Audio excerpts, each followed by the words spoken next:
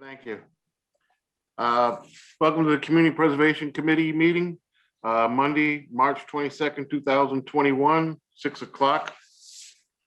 Pursuant to the open meeting laws, any person may make an audio or video recording of this public meeting or may transmit the meeting through any medium.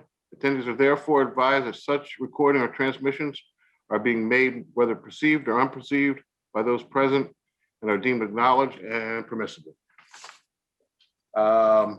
We'll do roll call. Christine Oliveira. Present. Victor Ferris. Present. Paul Machado. Present. John Ferrer. Present. Alex Sylvia. Present. Caroline Alburn. Present. Okay. Hey, John, Yes. can we just have it known just for public record that all people are attending virtually? Yes, I was going to say that commissioners are participating remotely tonight are John Brandt, Kristen Oliveira, Victor Ferris, Paul Machado, John Ferreira, Alex Sylvia, Carolyn Alburn. Missing tonight is Danielle Pixley. That's the new mayor's appointee. And we're missing a member from the Housing Authority. Okay. Tonight's meeting will be available through viewing through Fred TV on video or channel 18. Tonight we'll start with funding round. The first one up is John, there's no citizen input tonight. okay, I'm already no citizen input. Tonight's first one is the Interlachen Cultural Resource Deliberation from Water. They're requesting $36,000 assessment report for both Arctic and Ice Storage Company and the Spencer Borden Mansion Foundation. This is for just a study now. Paul, would you like to take over and tell us about it? Yes. Creator of community utilities for the city of Fall River. I oversee both water and sewer. I also have here with me Michael Laborsia. He's our project manager and forester for the Department of Community Utilities. So the Interlachen Cultural Resource Stabilization Project. This was developed between Michael and myself. And what we really want to do is do a study and really be able to document what is out on the Interlachen Island. Some of you may know about the history of the Arctic Ice House, as well as the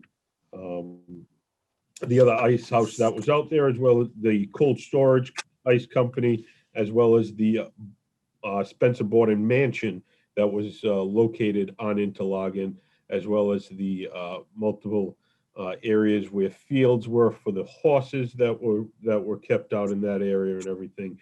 What we'd like to do is kind of go through those specific locations, the Borden Mansion, the Arctic Ice House, and the cold storage, and document what's there, document the condition of it. We really don't have a real historical, collaboration of all of the different items that are involved within this area. Coming out of that, what we'd really like to do is get an idea of what the structural integrity is of the ice house, as most people can probably see as they drive down 24 off to the right-hand side. The ice house has become overgrown with invasives and different things that eat away on the structural nature of the structures that are left. This kind of wants to go in and see, moving forward, what can be done to help preserve these rare pieces of history within the city. As the commission may or may not know, the area where these are on restricted access area that is owned and maintained by the water department. It is patrolled by our policing force, the environmental police, underneath the City of Fall River Police Department. We do open this area up though for guided public tours. Prior to COVID, we had a good stretch of a couple of of guided public tours, which opened up the area. One of the tours, we probably had upwards of 250 people there. So we are trying to make this available under a guided, structured setting, because this is in direct contact with the North Watuppa Pond, our drinking water supply. So we do want to maintain that safety area around the drinking water supply for the preservation of the drinking water. So Mike, if you have anything to add in. Thanks, Paul.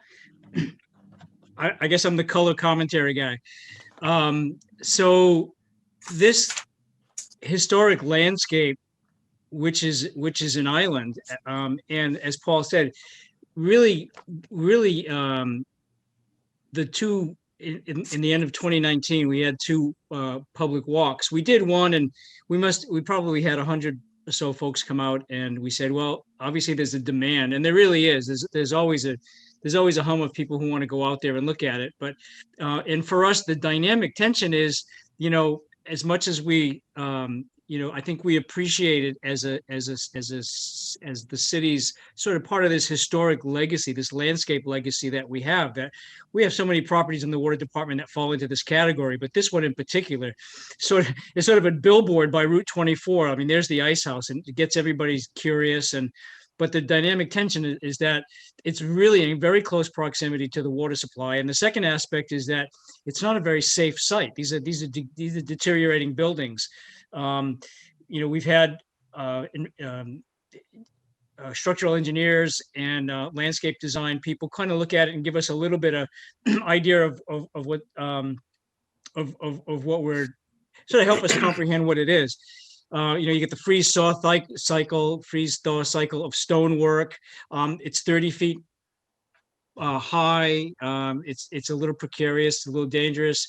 You've got vegetation, especially large trees and vine roots, clawing their way into it, loosening it up a little bit. So there's elements that though we have the one thought of inviting the public, we want to make sure it's safe for the public, and then secondly, are there things we can do to structurally stabilize it so that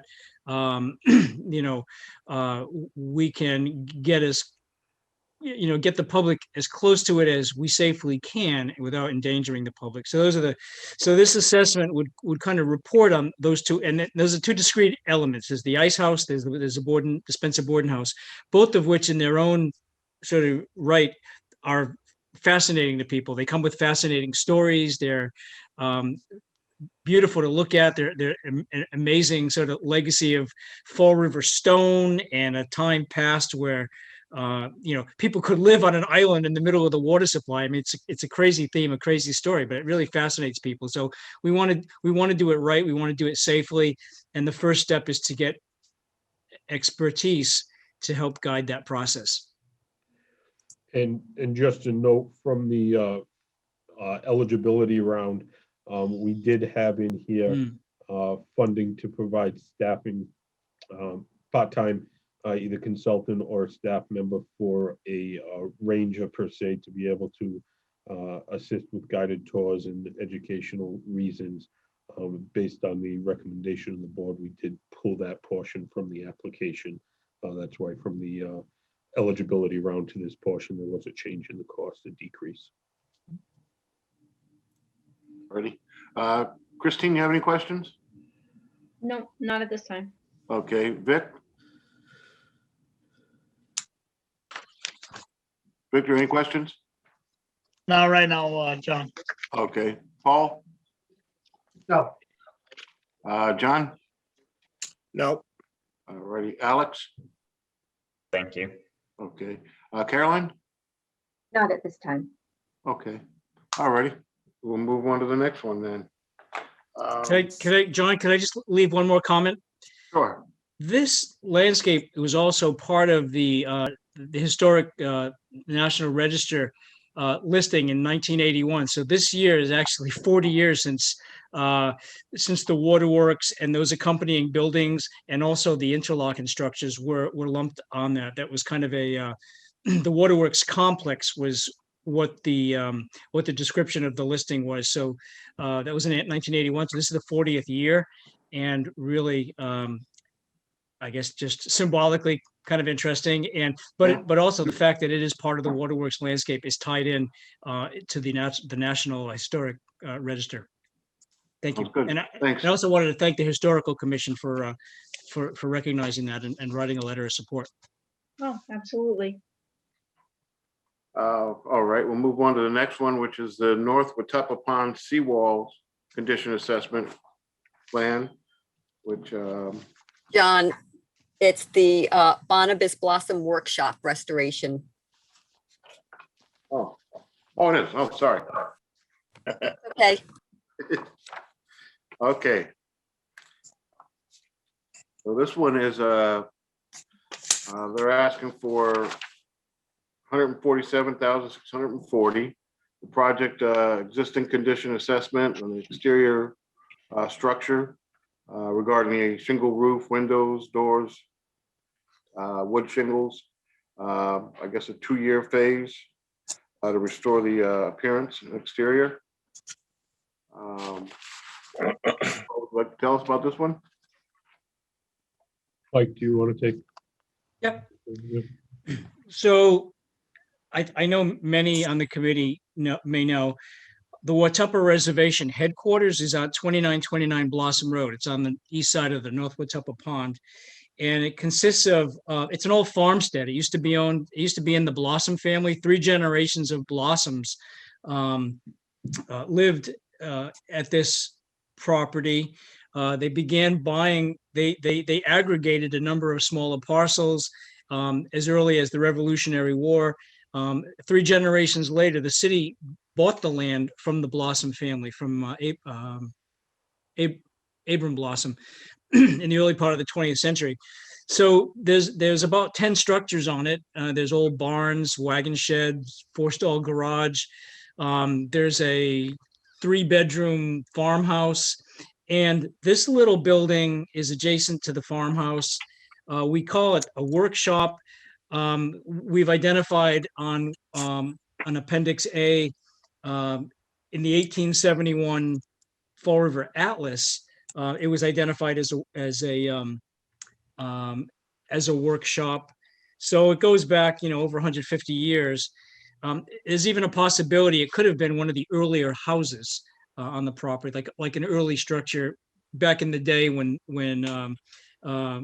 somebody threw up a house in order to have a place to shelter while they're building the most important thing, the barn.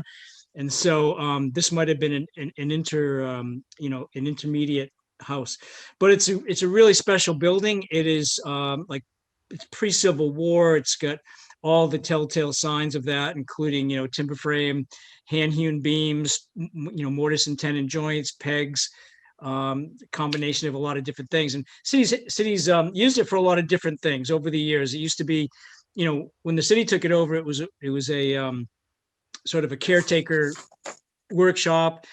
For a period of time, the trustees of reservations, our buyers or partners, used it as a classroom and a program space. It's really small, but no significant improvement has been done to it. And so this grant seeks to do the definitive assessment of, needs assessment with an eye toward making it actually open to the public at some point. So that's going to entail a lot of, assessment, engineering. We intend to really do a nice job in terms of the restoration. And we divided it into 2 years because, in the conversations we've had with architects, really phase 1 informs phase 2. So phase 1 will be the exterior work, and then a study of the structural things that are needed for phase 2. It needs to be completely modernized in a sense for ADA compliance and the services themselves. Moisture is a big situation that needs to be addressed, but at the same time, with a nod toward preserving the historical elements of it. And there are quite a lot, and so we want to do that right. there's a potential to use this as an interim bioreserve discovery center, much as the trustees used it, 10 years ago, where, small numbers and, not thinking in terms of the COVID restrictions of today, but just the fact this building has limitations just based on its size, but it is uniquely, situated, in the middle of this bioreserve, in the middle of the city's Watuppa Reservation, where there's areas to park, and it's already kind of a hustling, bustling little sort of operation center for us. We're there every day, involved in the stewardship work that we do in the woods. So it makes good sense that this would be a place that we'd be able to welcome the public as well, in the right settings, under the right programs and circumstances, to enjoy this building, to use it. It can definitely have a practical use, and we will get many, many more years of use out of it. And I guess the last thing I would mention is this is not part of any, as of yet, historic listing, but I think we'd like to see ultimately the homestead, and perhaps even a lot of this portion of the reservation, because of all the cultural. In fact, I think there's another application to CPC this year, just to get an inventory of all the cultural, historic landscape elements that are out there. So this is just a nice complement to all of that. So I do like the fact that you're going to use it as a bioreserve discovery center. So eventually you'll be open to the public where they can come and. Yeah, so you've seen applications before. This has been a labor for a number of years. We're trying to find a suitable location to have an environmental education center.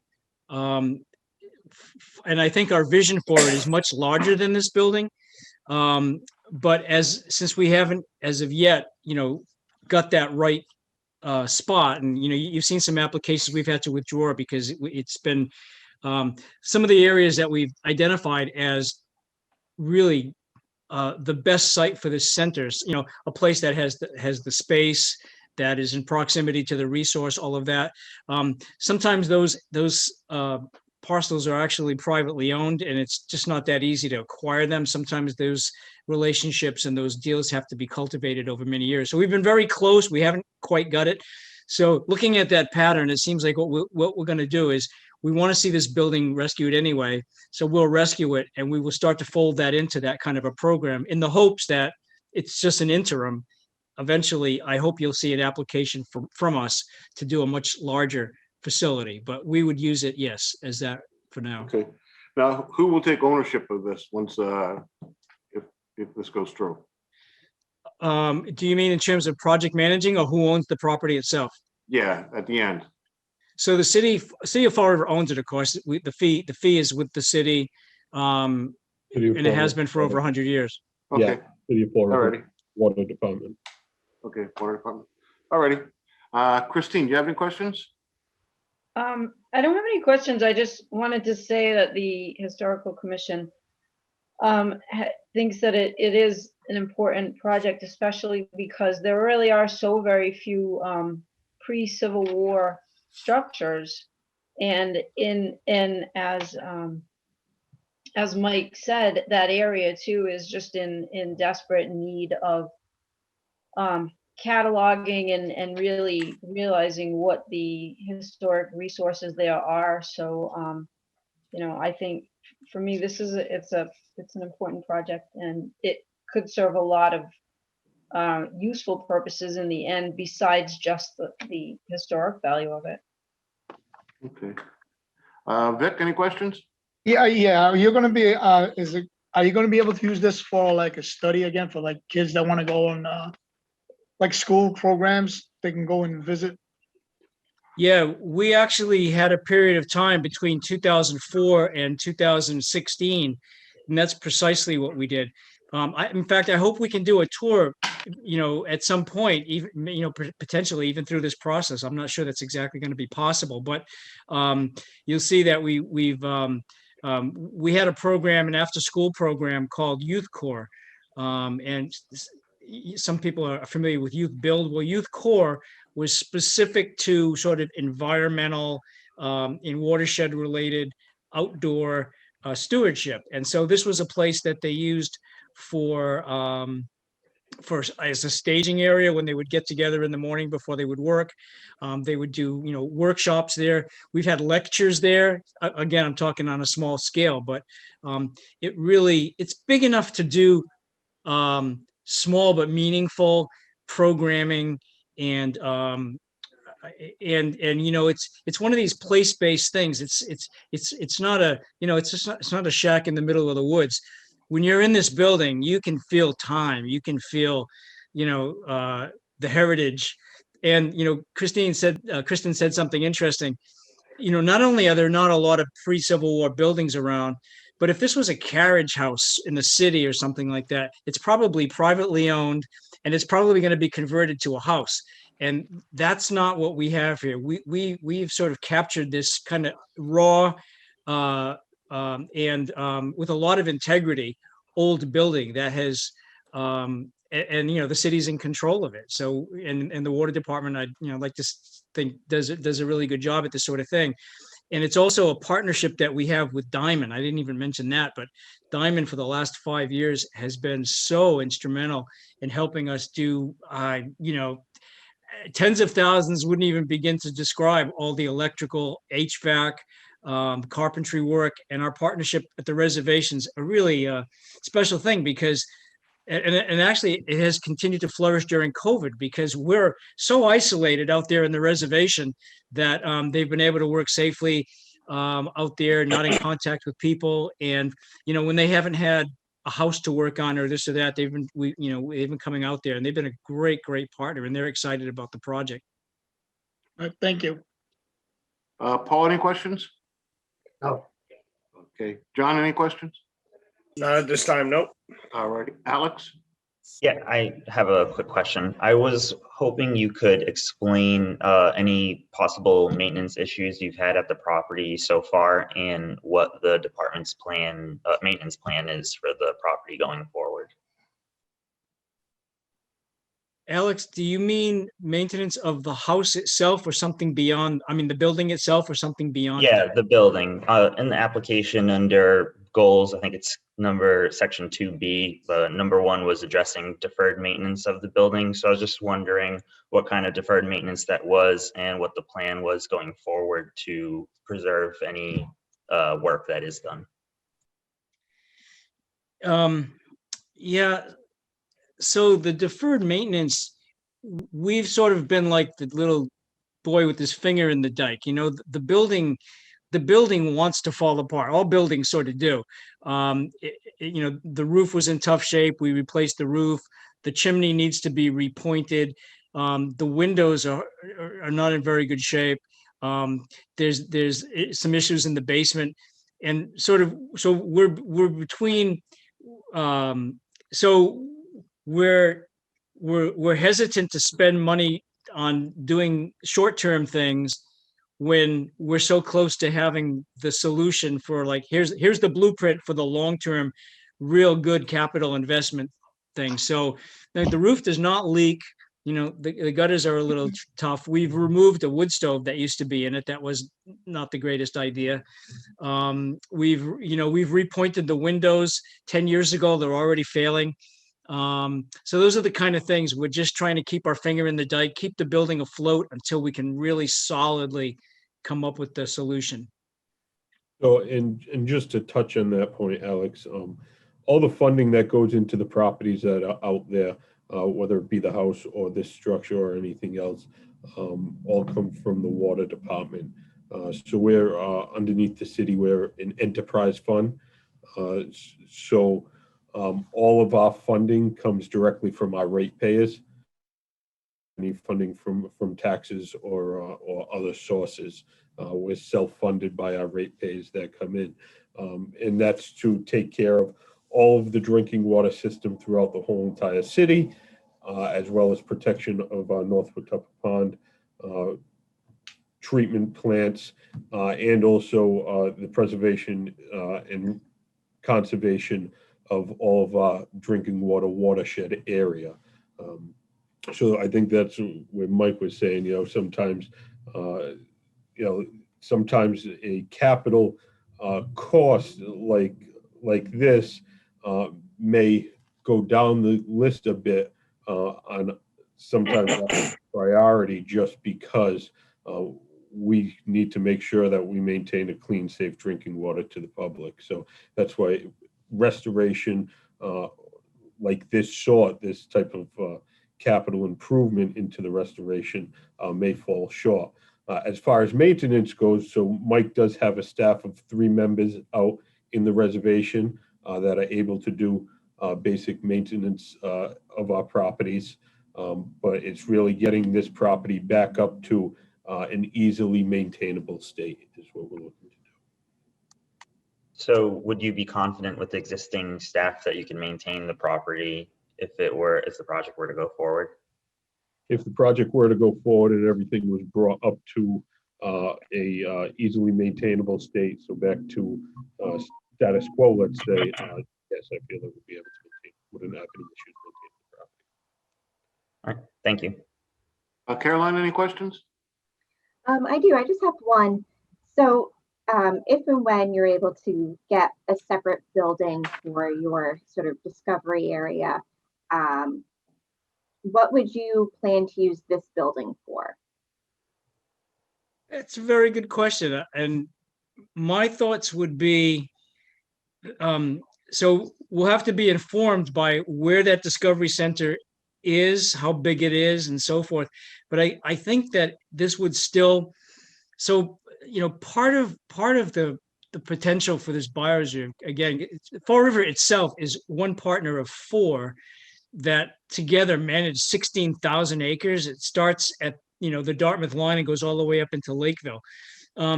So the on the ground activities that happen can be so geographically dispersed that it's very likely that this area will always be a hub for activities. So let's say even if the Discovery Center was a mile away, there could, in fact, we're starting up a program with the Appalachian Mountain Club this weekend, and it'll be like a 2 or 3 hour hike, and every couple of weeks that's going to happen. So the idea of having on Blossom Road a more kind of a beachhead, if you will, or a staging area. We do the big walk every year, and we've started it many years, and we ended up renting a porta potty. So the idea of having an ADA compliant bathroom and having a shelter to get people out of, and then finally, there's also a possibility that this may end up being a permanent exhibit of some sort, where, when people first come to our area, and it's not just Fall River residents, we're beginning to attract people from a wider area.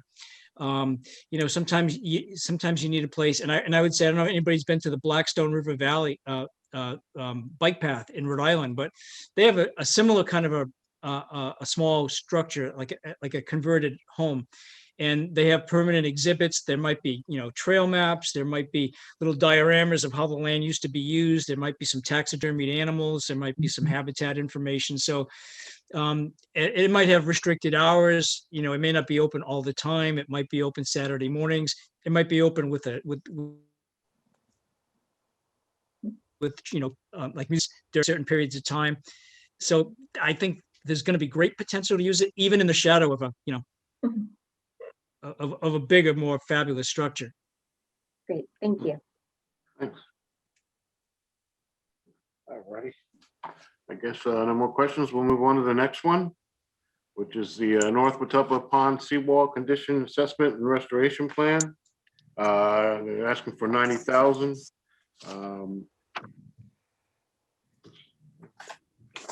This is another study. Paul, you want to tell us about this one? Yeah, please. So actually, one thing, if we can just want to go to the side just a little bit to let everybody know, I'm sure a lot of you will appreciate this, but last year, 2020, is as tough as 2020 was. That was actually the 150-year anniversary of the Fall River Water Department being developed. So back in 1870 was when the Fall River Water Department was originally developed. Last year was 150 years. Me and Mike were actually trying to plan a larger celebration last year, but then COVID came and kind of took the thunder a little bit, but I figured some of you may appreciate that. Congrats. Thank you. So back to the Northwood Tupper Pond Seawalls Condition Assessment and Restoration Plan.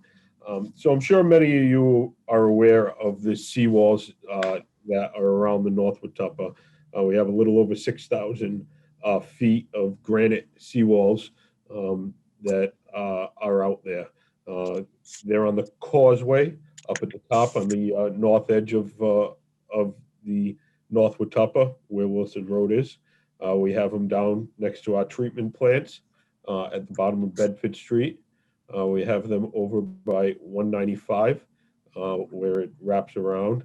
And then there's also other specific areas that were developed back in the late 1800s, early 1900s for these seawalls to be there to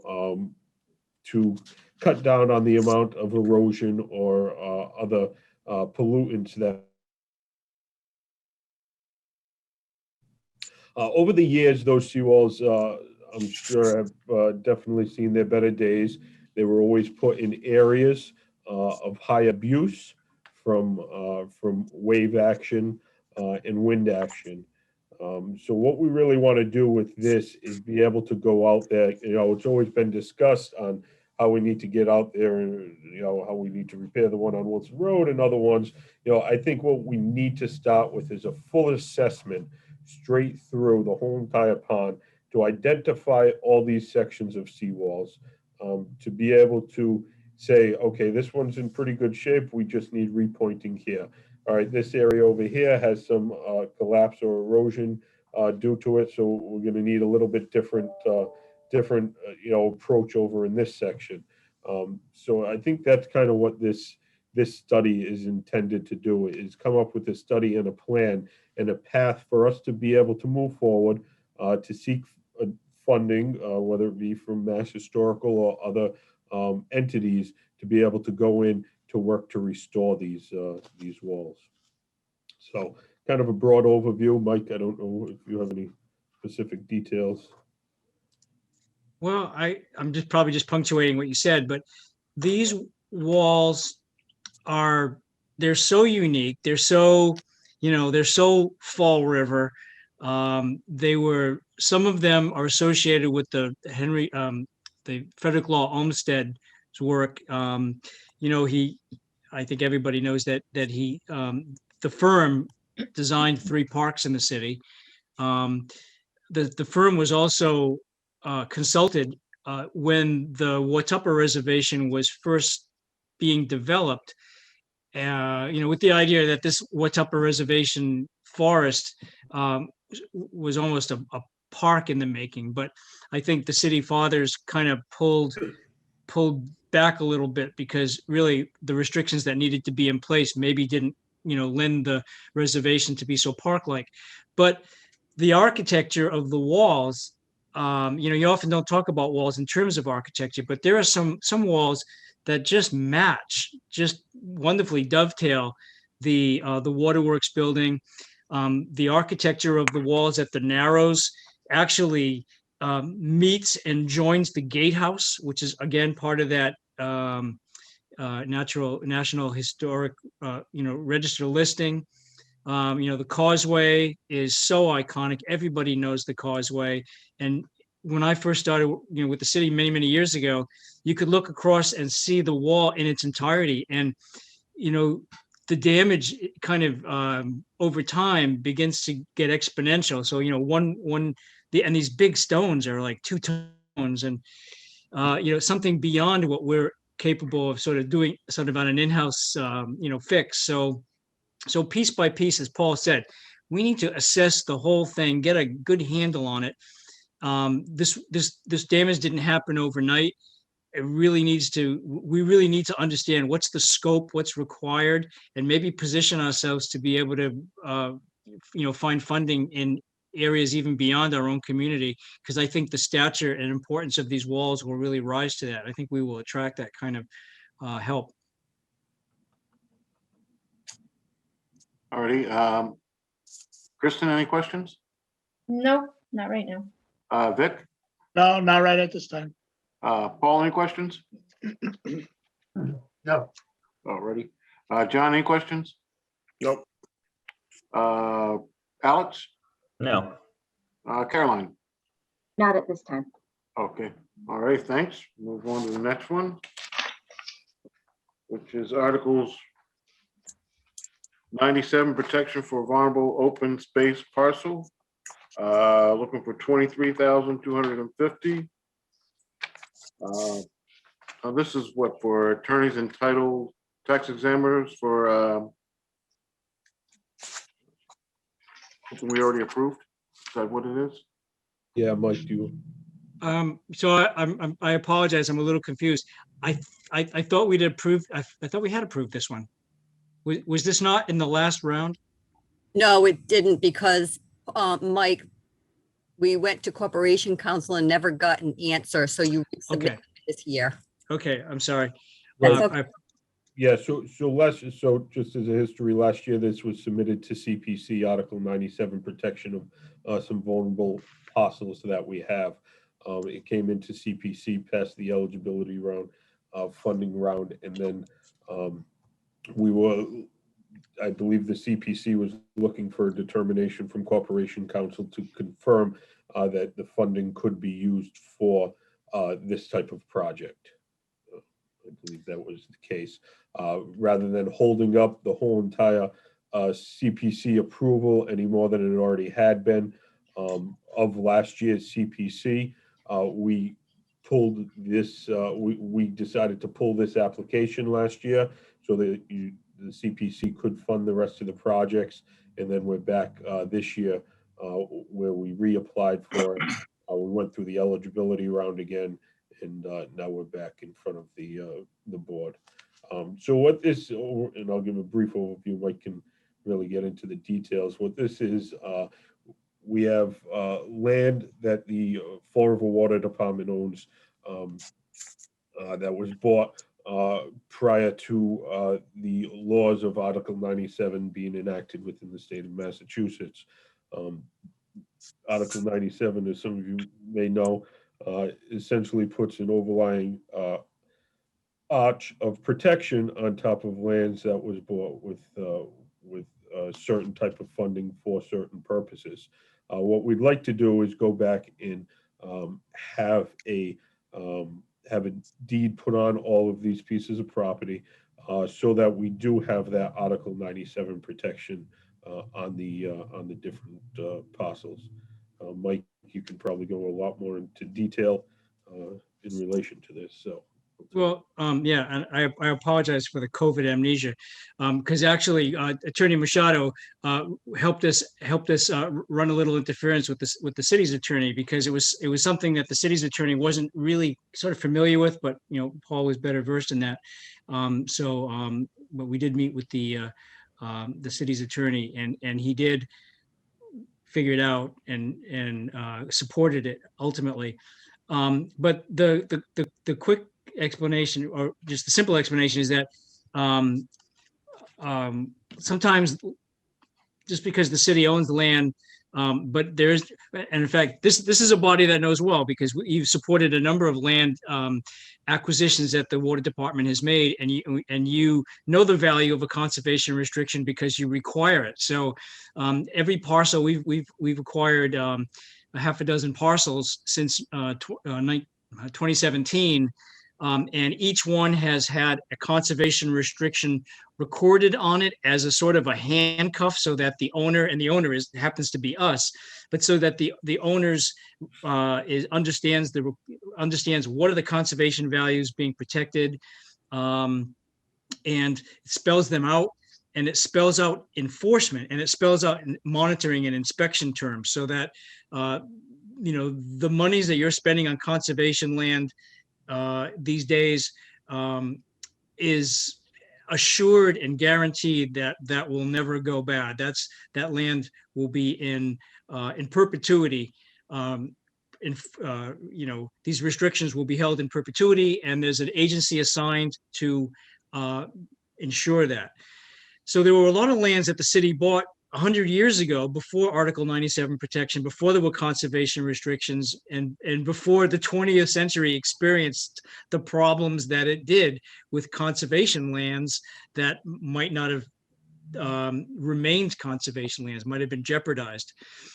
When the bioreserve occurred in the early part of this century, the city voluntarily put a conservation restriction on much of its water department watershed lands, much of it, but not all of it. The lands that were not included in that conservation restrictions, we have identified. We have the parcels identified. We know what parcels they are. We even have the deeds. So what we need to do is take that, just put a lasso around all of those. I don't know what they are. Maybe there's 50 parcels. I haven't looked recently, but those 50 parcels, we're going to identify them. We're going to attach them to a Article 97 corrective deed. And basically it's just simply a deed that says Fall River owns these. Fall River used public monies to buy these for conservation purposes, and they will remain, and they must remain as conservation land. So it's a kind of a simple, but necessarily very precise legal thing that has to happen. We have to have, make sure that the titles are properly done, make sure that the corrective deed is properly done, and record it. I think we overshot the budget. I think it's not going to cost all that much. And so if that's the case, that's fine, but we didn't want to fall short and not be able to do it either. Okay. So all these properties will be prior to any properties CPC funded, right? Yes, most of these properties were acquired in the 1910s and 20s. And most of them are on the west side of the pond. There's a few outliers, but most of them are areas that are not part of the bioreserve. Okay. I did want to say the state gives you guys high remarks on your how you handle your applications and your deed restrictions. So they notice you up in Boston CPC. So well, that's good to hear. And they wrote some of those deed restrictions, so kind of patting themselves a little bit. But I mean, we believe in them. I mean, they are, the conservation restriction is the protection law of the land.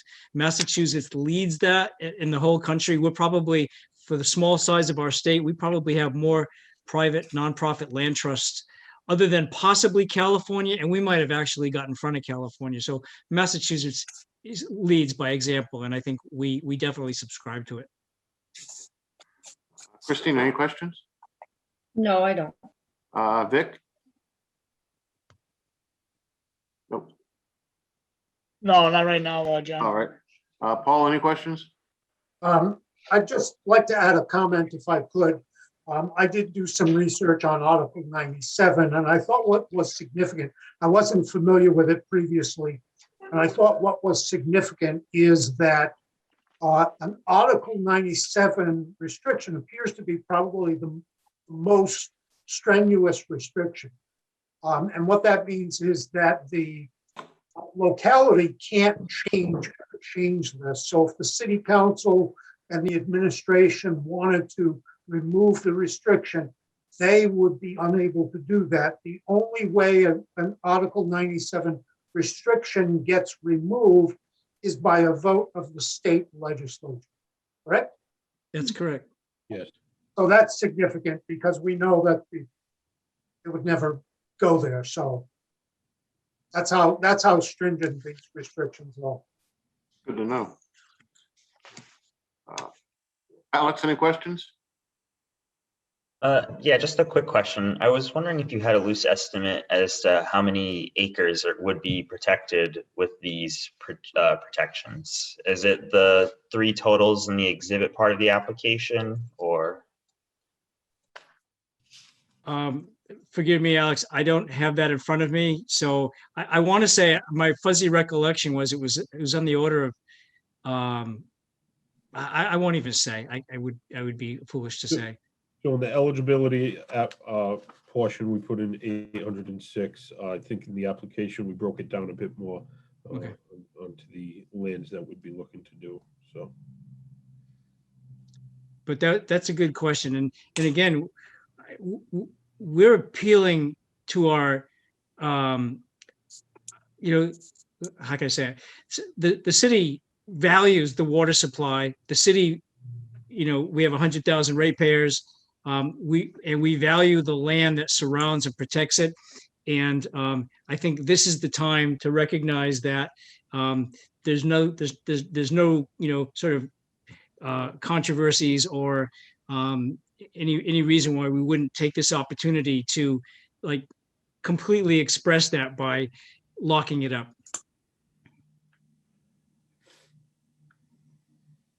Okay, Caroline, any questions?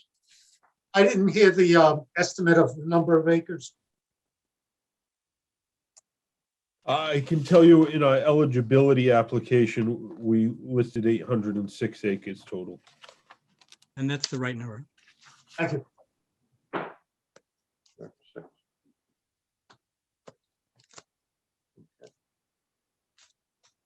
Caroline, did you have any questions? No, not at this time. Okay.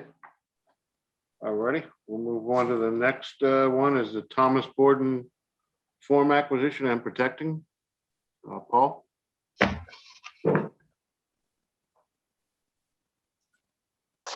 So the Thomas Borden farm acquisition and protection. So that was submitted to CPC.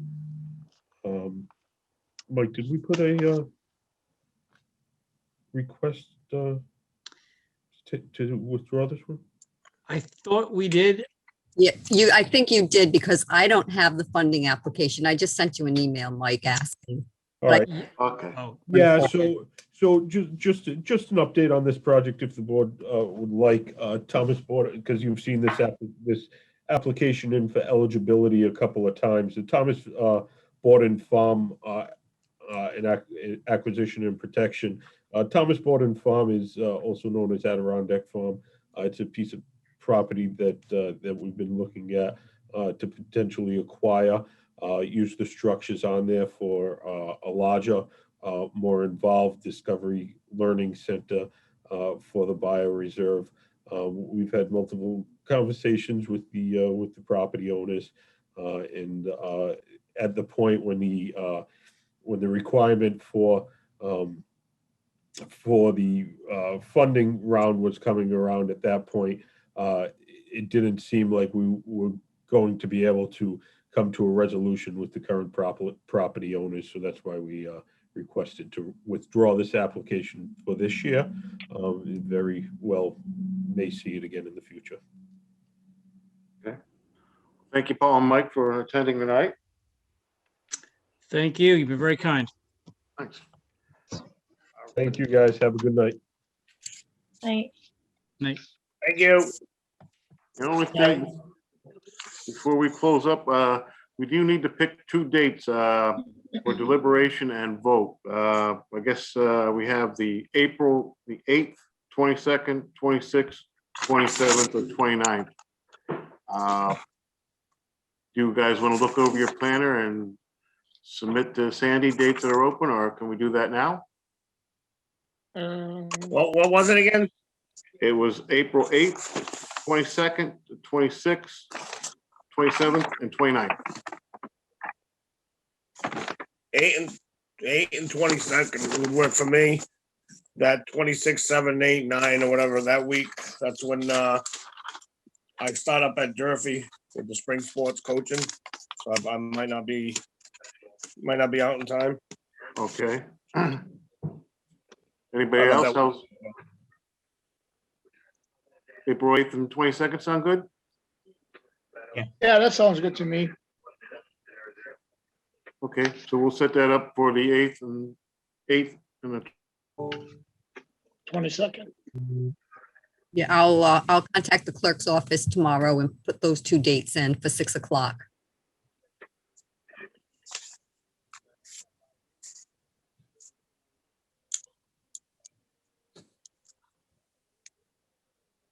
Sorry, I was muted. Can I have a motion to adjourn? I'll make a motion to adjourn. Second it. Alrighty, roll call, Christine Olivera, Yes. Victor Ferris, Yes. Paul Machado, Yes. John Ferrera, Yes. Alex Sylvia, Yes. Carolyn Auburn. Yes.